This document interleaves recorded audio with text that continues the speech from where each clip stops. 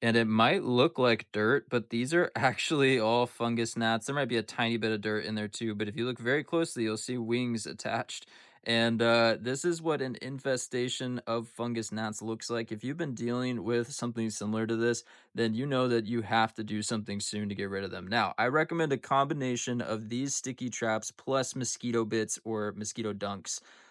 Basically, it works on these particular flying insects as well as mosquitoes, but you just need to be diligent with this. Put these sticky traps in each of your plants. And then also use mosquito dunks with every watering until you see the flying insects go away. As you can see, we do not have any fungus gnats at the moment. We can finally remove these traps. Here's what it looks like when you have none on the trap.